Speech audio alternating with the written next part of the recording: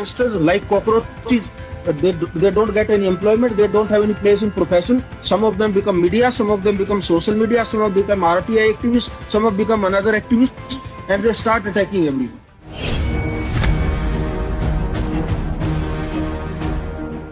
Ladies and gentleman, internet ಲೋಕದಲ್ಲಿ ರಾತ್ರೋರಾತ್ರಿ ಸದ್ದು ಮಾಡಿದಂಥ ನಾನು ಕಾಕ್ರೋಚ್ ನೀವು ಕಾಕ್ರೋಚ್ ಪಾರ್ಟಿಗೆ ದೇಶದ ಯುವಕರೇ ಟಾರ್ಗೆಟ್.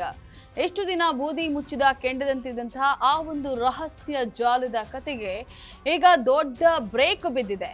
ಕಣ್ಣಿಗೆ ಕಾಣದೆ ಸೋಷಿಯಲ್ ಮೀಡಿಯಾದಲ್ಲಿ ಬಿರುಗಾಳಿ ಎಬ್ಬಿಸಿದಂತಹ ಕಾಕ್ರೋಚ್ ಜನತಾ ಪಾರ್ಟಿಯ ಅಧಿಕೃತ ಖಾತೆಯನ್ನ ಬ್ಯಾನ್ ಮಾಡಿದ್ಯಾಕೆ? ಈ ಜಾಲದ ಹಿಂದೆ ನೆರೆ ರಾಷ್ಟ್ರದ ದೇಶದ್ರೋಹಿ ಕೃತ್ಯನ, ಜೆನ್ಸಿಗಳಿಗೆ ಬಿದ್ದಂತಹ ಬ್ರೇಕ್, ಈ ಬಗ್ಗೆ ಕಂಪ್ಲೀಟ್ ಡೀಟೇಲ್ಸ್ ಅನ್ನ ನೀಡ್ತೀನಿ. ಎಸ್ ವೀಕ್ಷಕರೇ, ನೆಲ ಜಲ ಭಾಷೆಗಾಗಿ ಪ್ರಾಮಾಣಿಕ ಪತ್ರಿಕೋದ್ಯಮ. ನೀವು ನೋಡ್ತಾ ಇದ್ದೀರಾ ಫೋಕಸ್ ಟಿವಿ. ನಾನು ಪವಿತ್ರ.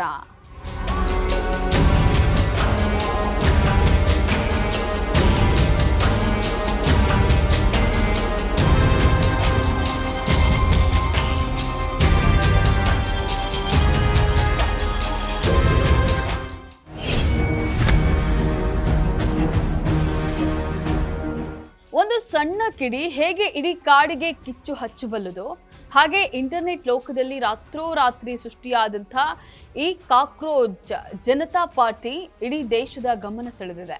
ಪಾರ್ಟಿಗೆ ದೇಶದ ಯುವಕರೇ ಟಾರ್ಗೆಟ್. ಇಷ್ಟು ದಿನ ಬೂದಿ ಮುಚ್ಚಿದ ಕೆಂಡದಂತಿದ್ದಂಥ ಯುವಕರ ಆಕ್ರೋಶದ ಜಾಲಕ್ಕೆ ಈಗ ಭಾರತದಲ್ಲಿ ದೊಡ್ಡ ಬ್ರೇಕ್ ಬಿದ್ದಿದೆ. ಸುಪ್ರೀಂ ಕೋರ್ಟ್ ಜಡ್ಜ್ ನೀಡಿದಂತಹ ಒಂದು ಹೇಳಿಕೆಯನ್ನೇ ಅಸ್ತ್ರವಾಗಿಸಿಕೊಂಡು ಹುಟ್ಟಿಕೊಂಡಂತಹ ಕಾಕ್ರೋಚ್ ಜನತಾ ಪಾರ್ಟಿಯ ಅಧಿಕೃತ ಎಕ್ಸ್ ಖಾತೆ ಕೇವಲ 4 ದಿನದಲ್ಲಿ 15 ಮಿಲಿಯನ್ ಫಾಲೋವರ್ಸ್ ಅನ್ನ ದಾಟಿದಂತಹ ಈ ಜಿರಾಫೆ ವೇಗದ ಜಾಲದ ಹಿಂದೆ ನಿಜಕ್ಕೂ ನೆರೆ ರಾಷ್ಟ್ರ ಪಾಕಿಸ್ತಾನದ ಬೆಂಬಲ ಇದೆಯಾ? ಭಾರತದ ಯುವಕರನ್ನ ಬಳಸಿಕೊಂಡು ಸೋಷಿಯಲ್ ಮೀಡಿಯಾದಲ್ಲಿ ದೇಶ ವಿರೋಧಿ ಅಸ್ಥಿರತೆ ಸೃಷ್ಟಿಸೋಕೆ ಹೊರಟಿದ್ಯಾ ಎನ್ನುವಂಥದ್ದು ಗೊತ್ತಾಗಬೇಕಾಗಿದೆ.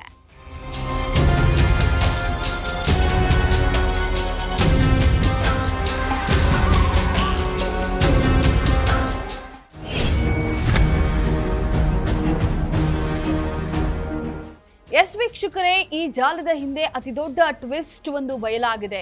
ಈ ಕಾಕ್ರೋಚ್ ಪಾರ್ಟಿಯ ಇನ್ಸ್ಟಾಗ್ರಾಮ್ ಫಾಲೋವರ್ಸ್ಗಳನ್ನ ಸೂಕ್ಷ್ಮವಾಗಿ ಗಮನಿಸಿದ್ರೆ ಅದರಲ್ಲಿ 80% ಫಾಲೋವರ್ಸ್ಗಳು ಪಾಕಿಸ್ತಾನ, ಬಾಂಗ್ಲಾದೇಶ ಮತ್ತು ಟರ್ಕಿ ದೇಶಗಳಿಗೆ ಸೇರಿದವರಾಗಿದ್ದಾರೆ. ಭಾರತದ ಯುವಕರ ಆಕ್ರೋಶವನ್ನ ಬಳಸಿಕೊಂಡು ದೇಶದೊಳಗೆ ಅಸ್ಥಿರತೆಯನ್ನ ಮೂಡಿಸೋಕೆ ಪಾಕಿಸ್ತಾನ ಮೂಲದ ನಕಲಿ ಬಾಟ್ಗಳು ಮತ್ತು ಸೈಬರ್ ಖಾತೆಗಳು ಈ ಜಾಲಕ್ಕೆ ಭಾರಿ ಬೆಂಬಲವನ್ನ ನೀಡ್ತಾ ಇವೆ ಎನ್ನುವಂತಹ ಗಂಭೀರ ಶಂಕೆ ವ್ಯಕ್ತವಾಗ್ತಾ ಇದೆ. ನಿರುದ್ಯೋಗ, ಪೇಪರ್ ಲೀಕ್ ಮತ್ತು ವ್ಯವಸ್ಥೆಯ ವಿರುದ್ಧ ಆಕ್ರೋಶಗೊಂಡಿದ್ದಂಥ ಭಾರತದ ಲಕ್ಷಾಂತರ ಯುವಕರು ನಾನು ಕಾಕ್ರೋಚ್ ಎಂದು ಈ ಡಿಜಿಟಲ್ ಪ್ರತಿಭಟನೆಗೆ ಕೈ ಜೋಡಿಸಿದ್ದಾರೆ. ಇದು ಕೇವಲ ಇಂಟರ್ನೆಟ್ ತಮಾಷೆಯಾಗಿ ಉಳಿಯದೆ ವ್ಯವಸ್ಥೆಯ ವಿರುದ್ಧ ತೀವ್ರವಾಗಿ ಯುವಕರನ್ನ ಪ್ರಚೋದಿಸ್ತಾ ಇತ್ತು.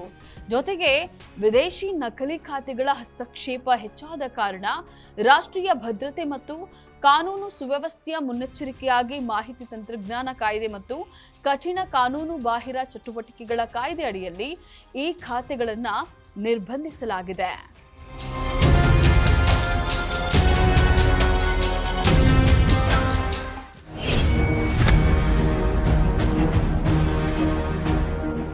ಎಸ್ ವೀಕ್ಷಕರೇ, ಖಂಡಿತವಾಗಿಯೂ ಕಣ್ಣಿಗೆ ಕಾಣದ ಶತ್ರುಗಳ ವಿರುದ್ಧ ಭಾರತೀಯ ಭದ್ರತಾ ಸಂಸ್ಥೆಗಳು ನಡೆಸಿದಂತಹ ಈ ಆಪರೇಷನ್ ದೇಶಕ್ಕೆ ದೊಡ್ಡ ಯಶಸ್ಸನ್ನು ತಂದಿದೆ.